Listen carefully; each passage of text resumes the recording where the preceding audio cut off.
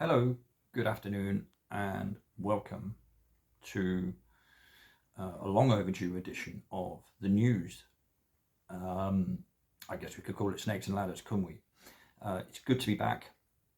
I've been out of action, as it were, online now, YouTube wise, for about 2 weeks because I managed to, with my ever so influential channel of not even 400 subscribers, get a community guideline strike, which resulted in me not being able to do anything on my channel really of any significance.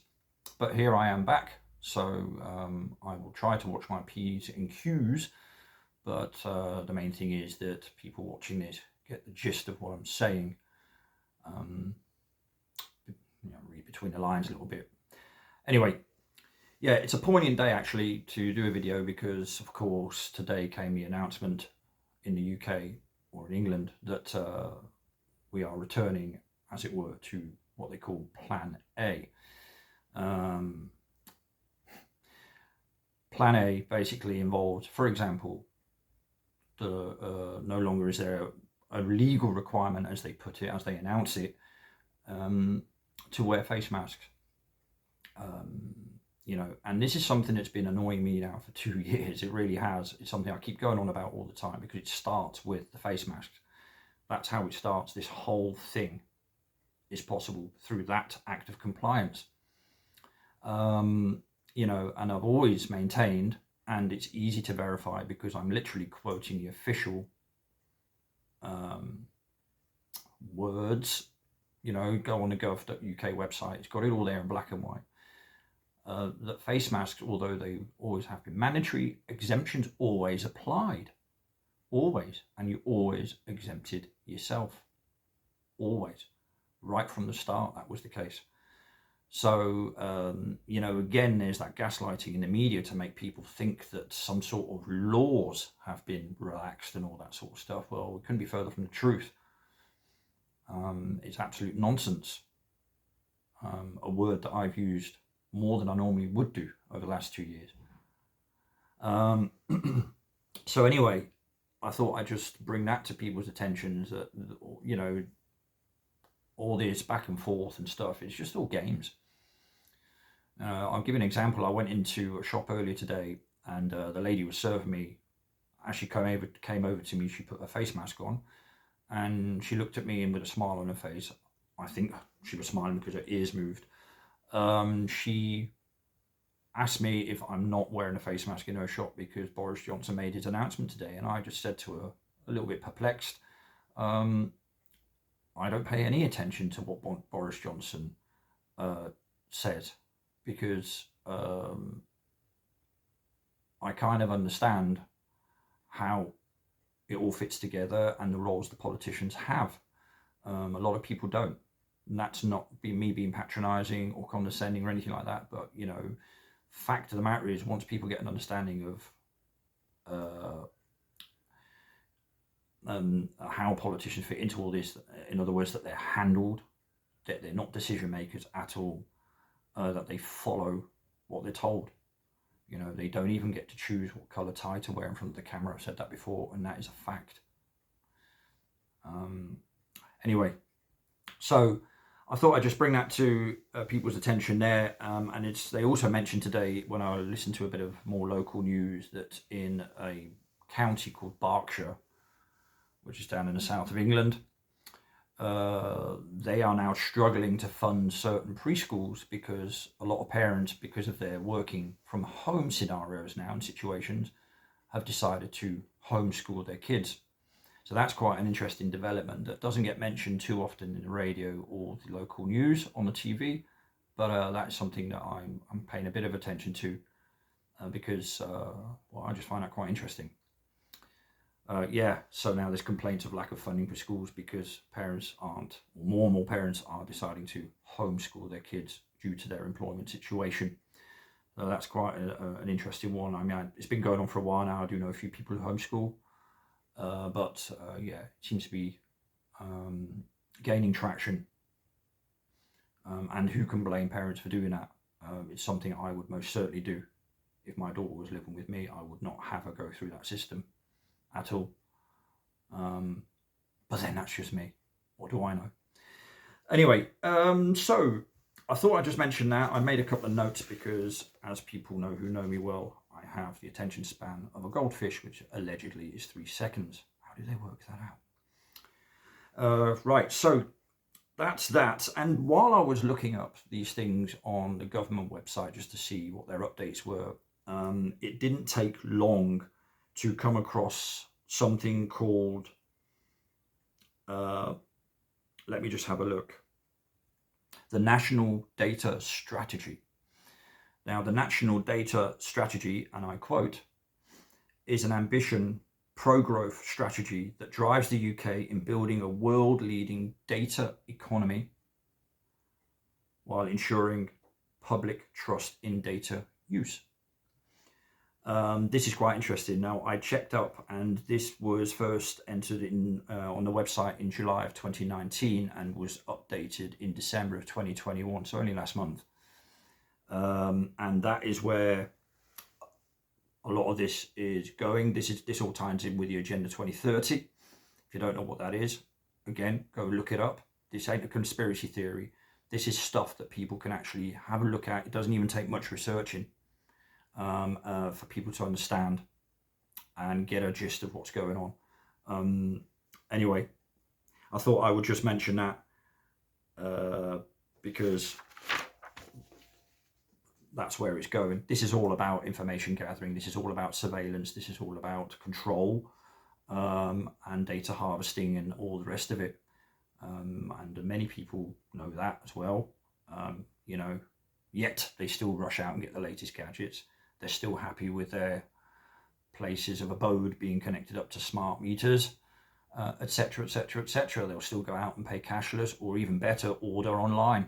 So all those actions, whilst a lot of people are against what's going on, they still feed the system. Hence, the agenda will continue to roll until people actually put actions in. Nothing will change.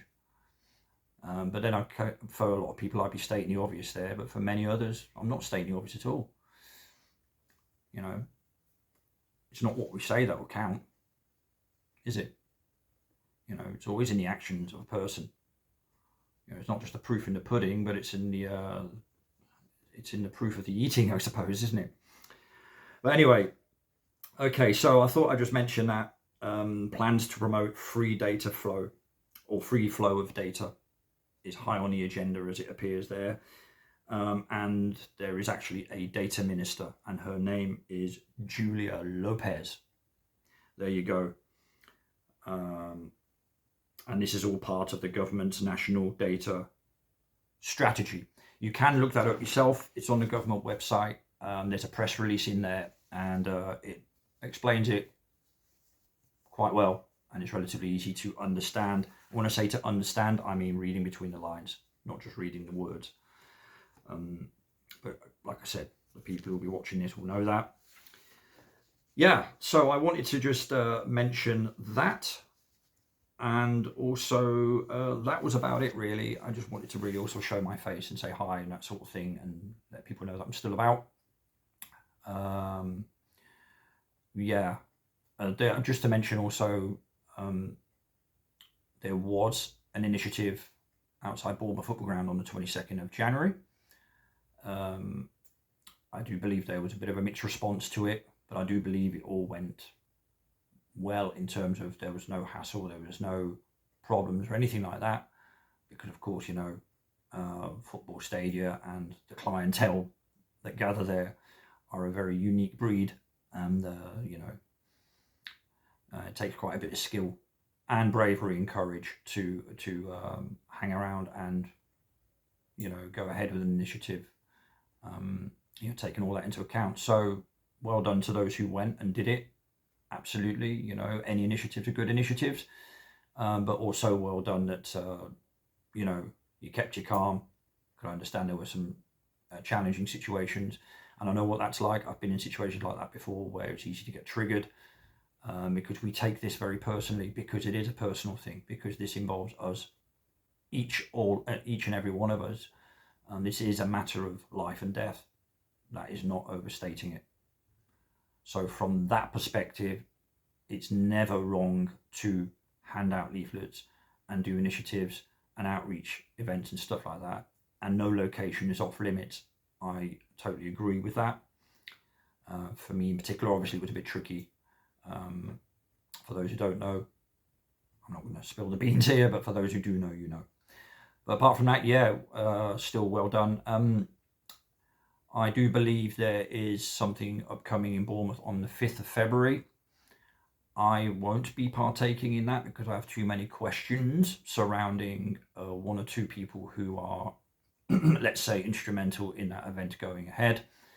Anybody who wants to know in more detail why I'm not going to subscribe to that event, feel free to get in touch with me and we can have a chat and a conversation about it there. Those who know, know. Those who don't know but would like to know, feel free to contact me. You know, I'm not here to create a divide or anything like that, but I do have a responsibility if I want to call myself, let's say, somebody who is of a truth-seeking ilk, let's say. I mean, I don't like the word truth because what is that? But, you know, if there are questions to be asked and you're not satisfied with the answer and you have a doubt, a lingering doubt over something, then, you know, it's best to be cautious. That's my standpoint on it. But I'm not going to, you know, mention names here or anything like that. All I'm going to say is people should take a look very carefully as to who they interact with. And also, you know, don't fall for the Pied Piper tactics of certain individuals. Anyway, that was very ambiguous, wasn't it? But I think you get the message. But that will be on the 5th of February. I shan't be going to that. In fact, I'm going to be probably away that weekend anyway, but nevertheless. Just adding to February, because I just read it here in front of me, on the 11th of February, by the way, there is a new ruling whereby if you're fully jabbed, you no longer need to take COVID-19 tests before or after you arrive in the UK. There you go. Isn't that fab? For all those who suddenly have found a newfound love for travelling ever so much and felt that as a reason to get vaccinated. Well, there you have it. You've had your jabs now to be able to travel.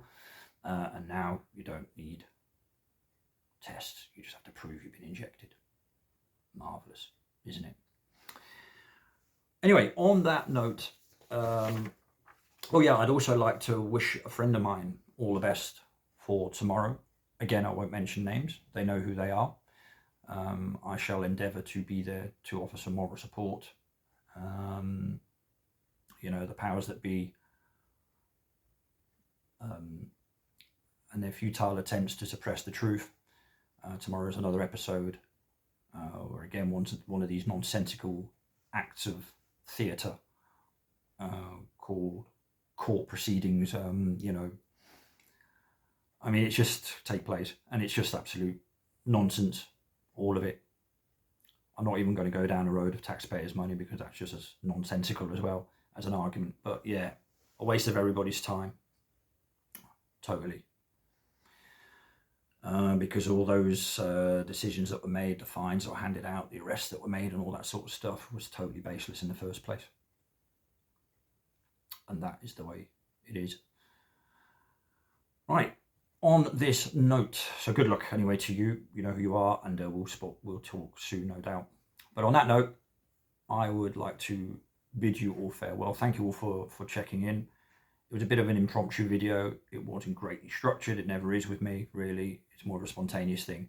But nevertheless, I wanted to get a couple of messages out, show my face, say hi, and hope you're all doing well. And I hope to see you all very, very soon. I will put another video out soon because I'm sure there'll be further developments in the next few days.